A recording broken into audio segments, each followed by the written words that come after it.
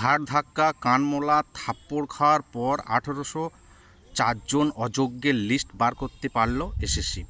সেটা আপনারা প্রত্যেকেই দেখেছেন।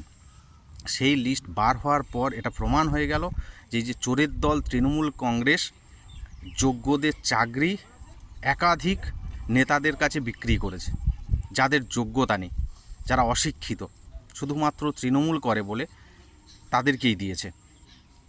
যোগ্যরা তাদের জন্য সেই যোগ্যদের চাকরি চলে গেছে এবং সেই 1804 জনের লিস্ট বার হয়েছে। প্রথম লিস্ট, আরও লিস্ট বার হলে দেখা যাবে যে আরও হয়তো এই রকম ধরনের নাম বেরিয়ে আসবে, যারা তৃণমূল কংগ্রেসের নানা রকম পদে থেকে কাজ করেছে।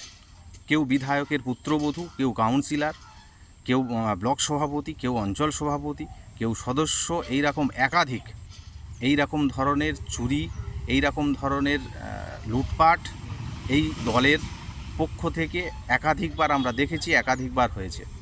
রাজ্যবাসীর উচিত 2026-এ এই চোরের দল তৃণমূলকে উৎখাত করা এই রাজ্য থেকে, না হলে কোনো কিছু সঠিকভাবে চলবে না।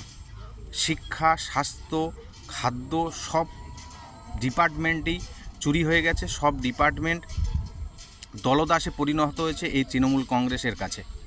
এবং এই মমতা ব্যানার্জির সরকার ক্ষমতায় এসে শুধুমাত্র ভিক্ষে দিয়ে মানুষকে সন্তুষ্ট করার চেষ্টা করেছে এবং একাধিকবার পেছনের দরজা দিয়ে ক্ষমতায় এসেছে।